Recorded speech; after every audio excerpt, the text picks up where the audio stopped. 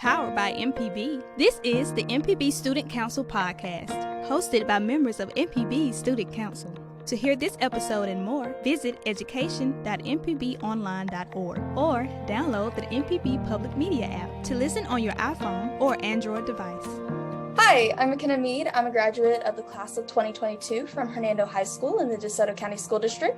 I am a current member of the Mississippi Public Broadcasting Student Council as a vice chair. So I was introduced to the MPB Student Council podcast through my teacher at CTC, which was Miss Terry Gordon. And she looked at me, and I remember her saying specifically that she wanted me to try out. She said, everyone else, I'm not going to push them. I'm not going to give them a grade for it. She said, but I definitely want you to go try it.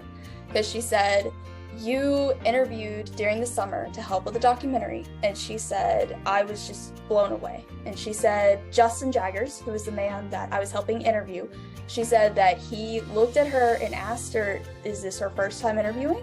Miss Gordon goes, yes. And he said, she needs to definitely find an internship or a council-like spot. He said she needs to do something. So I applied thinking, okay, they might not pick me just because I'm a Hernando kid, I'm more small town. I don't know if I'll get this. And so I walked into it with a little bit of a negative mind frame, but as soon as I stepped into the meeting and I got to talk, and it was like that. I instantly was hooked on this. I wanted to know more. I really wanted to get in. And when I got the acceptance letter, I was over the moon ecstatic. And so what happened is I went and I talked to Gordon, and she said, that's it. She said, you are going to get so many opportunities from this.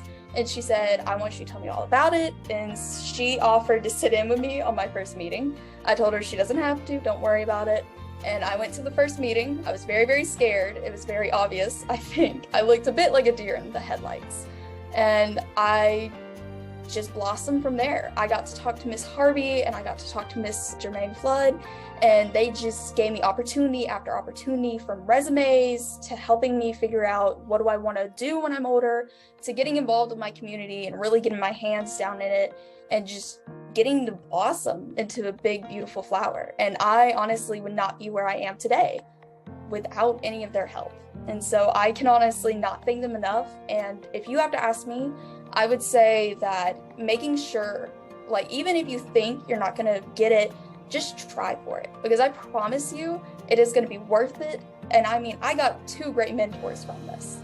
And I mean, even when we're not doing podcasts or we're not, getting to talk every day, I know if anything ever happened, I could go talk to them, or I could, lean over and be like, hey, I was thinking of recording this. Do you have any advice? And they would help me.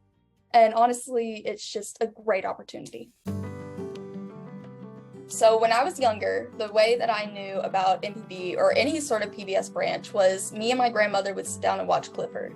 And we watched Clifford, we would watch Arthur, we would watch him, and it was just, we would always sit down, watch him after preschool. And that's how I really knew about it. So when my teacher came to me and she went, hey, it's MPB Student Council, I was like, I have no clue what they would need. I was like, would they need animation? Would they need video? And she goes, just apply.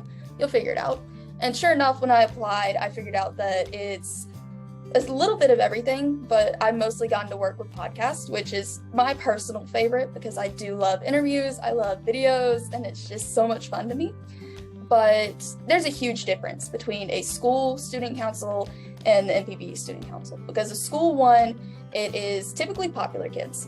If you're a younger, less known, kind of mousy kid like I was a very mousy bookworm, you are not going to make it on the council. I'm going to be honest. You are not going to make it. And that is a shame, but that's just how it was at my school personally. And so when I applied to the council, I thought that I would never get it. That was my whole mindset. I was like, I'm too bookworm.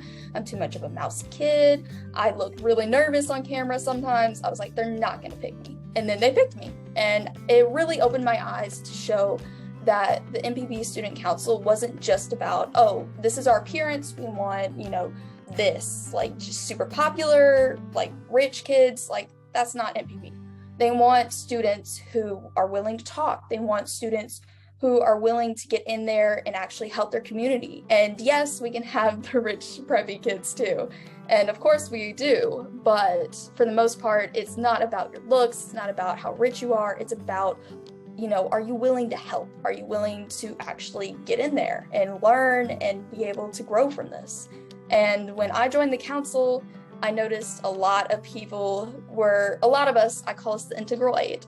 So the 8 of us were very, very nervous. We didn't quite know what we were expecting. And once we got into it, we got to talking, we figured it out, and it was just a lot of fun. I'm going to say it straight. It was a lot of fun. There was no, popularity contest. There was no drama. There was no, oh, well, I like so-and-so. You like so-and-so. There was none of that. It was just, we're council members. We're going to come together. We're going to talk, and we treat each other like a family. We don't treat each other like we're enemies. And that is a huge difference between public school and the student council with the PBS. So for the MPB Student Council, I know that I mentioned that there were 8 of us. And now from those 8, I will say they are not anywhere near me. I think I'm the furthest away from everyone. And so what happens is my furthest friends originally before I joined this council were in South Haven. And that is only like a 10-minute drive from where, like, my area, Hernando.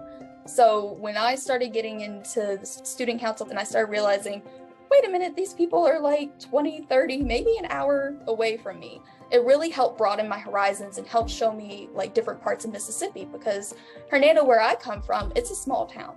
We are a little itty bitty town. We are very historical, and there's quite a bit of like buildings and museums, and it's just very old town feel. Like you walk into it and you think, my God, I've hit the 1910s.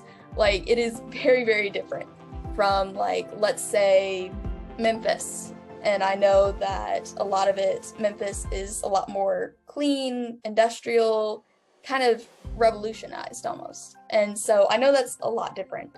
And so getting to talk to Jenna Dent and getting to talk to Jack Durr and just everyone and seeing, okay, this is how you live, this is how I live, let's meet in the middle, let's get to talking. And especially with the Student Council Podcast, because the Student Council Podcast, even though we had our mentors there, and even though, we had a bit of direction here and there, like, let's talk about this episode, or let's talk about this. We honestly got to take it over and make it our own. We made it like our kid. Like, I used to joke that this whole council was like my baby. Like, I'm learning from it. I'm helping raise it. I'm getting to actually, just experience it. I'm not sitting there just twiddling my thumbs and going, okay, I do what the adults tell me, that's that. No, I helped create the podcast. I helped create the council. And that is something I'm extremely proud of. And I mean, without MPB, I honestly would not have made those connections. I would not have been able to help make that podcast. I would not be able to go to my job and have my experience, because the Student Council Podcast gave me just so much experience in podcast and video, and that alone, you wouldn't think that I would get that. You would think I'm just sitting there watching people. No, I got hands-on experience. I got to learn. I got to help develop it. And that is just perfect, honestly. Okay, so I know I've been talking a lot about PBS opportunities. So one of these absolutely brilliant moments that the council managed to give me was the opportunity to work with the PBS Student Reporting Labs. We ended up meeting around May 7th of 2022. Me and my mother and my sister went up to Iuka, and I got to meet Karen. And now the thing that we were recording happened to be about misinformation. So it was Moments of Truth, and me and Karen got to sit down. And the first thing we did was laugh, because ironically her name is Karen, and there's a lot of, oh, Karen means like a bad name, or Karen has a stereotype associated with it where it's very conspiracy theory, wild kind of thoughts.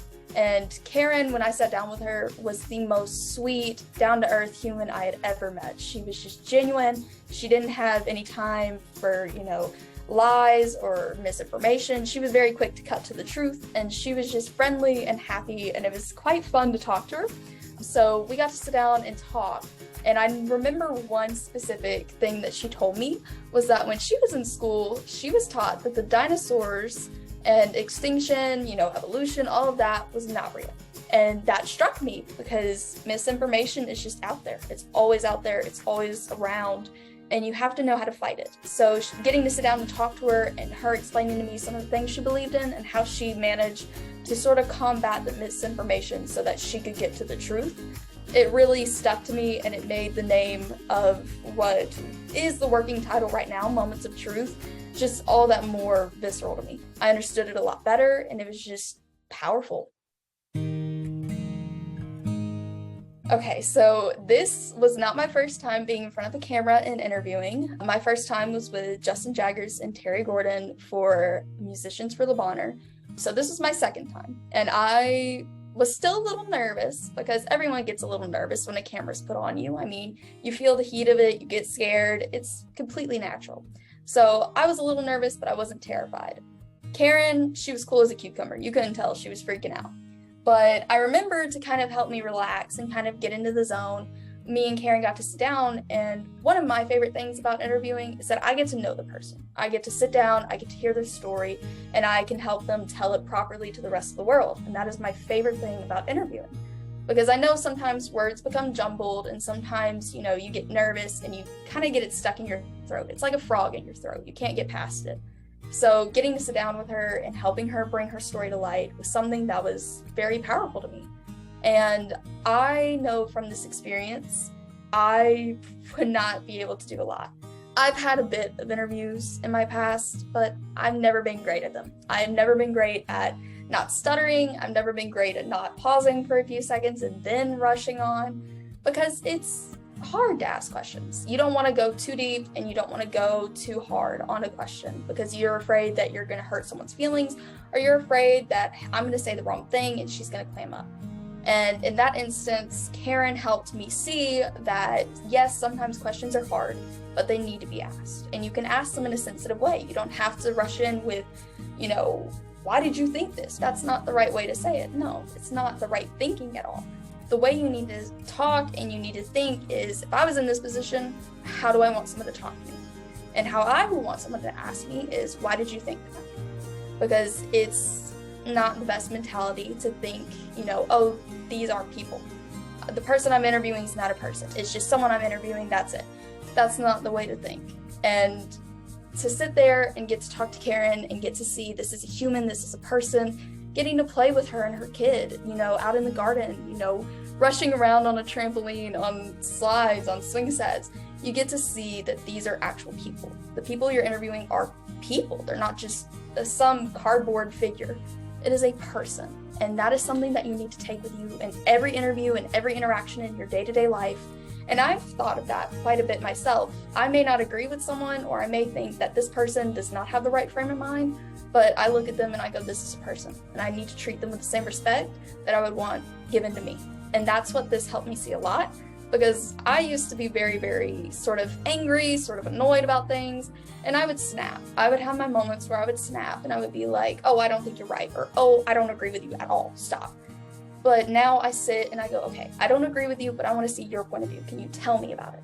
And interviewing has helped me sort of open my eyes to others. It has helped me to the point where I can communicate with people and we can walk away from that seeing eye to eye, feeling good, and I don't walk away angry and they don't walk away frustrated. And I mean, it did help me, because honestly, I would just sit down and argue with people. I wouldn't try to look at it from their perspective, which is just an awful way of thinking, and it's not good. And getting to do this and sort of understanding people better, that's something I really love about interviewing.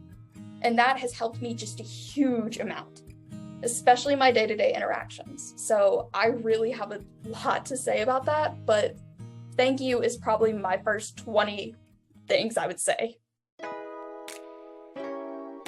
Okay, so the student council helped me get a job, and that's probably a little shocking to say, considering that it's a student council and you would think, oh, it helps you more with education.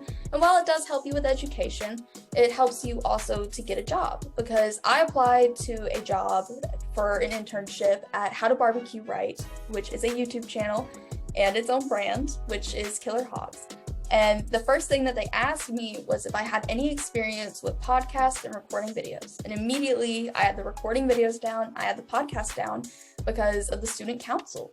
I had never touched a piece of podcast equipment in my life. I had never looked at a podcast. I never even considered doing one until I joined this council. And so when I told them, yes, I have experience, yes, I know what I'm doing, I was chosen out of, I think they said it was 30 applicants. I was chosen out of 30 applicants with college degrees, with way more experience than me, because they saw a potential in me and they saw that, hey, you've done like actual stuff. You are not lying to us. You have actually done this and you have the experience we're looking for. And that's why they chose me. So if I hadn't gone in this council, if I had not agreed to join, if I had not stretched, got out of my comfort zone and gone, hey, I really want to, give this a shot, I would not have been able to apply for that job. They would have chosen someone with more experience, who would have had a degree. And while I'm working for my degree and I'm going to get my degree, I would not have had a shot. I would not have had a shot on a cold summer day. That is not going to happen for me. And so, honestly, the council, it just gives you so many opportunities. It helps you grow as a person. It helps teach you, all these valuable life skills, treat others like they're humans. They'll give you the experience that you need to go out there and join the workforce. And it's just an amazing opportunity. And I would not be where I am today without the help of the student council. And that's just the end all be all. I would not be where I am today.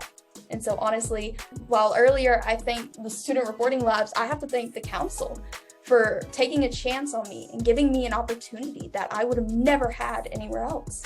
Getting to work with the council, seeing how this works, and seeing that not everyone is going to be out in the limelight. There are going to be people in the back who are helping you, teaching you, really giving you an experience and an opportunity. It is worth every second. If I had to live 1 million lives, in every single life, I would come back to the council just because of how much it helped me. If you'd like more information on the MPB Student Council, or you would like an opportunity of your own, visit education.mpbonline.org. You've been listening to the MPB Student Council Podcast. To hear this episode and more, visit education.mpbonline.org or download the MPB Public Media app to listen on your iPhone or Android device. This podcast is hosted with love by ACAST.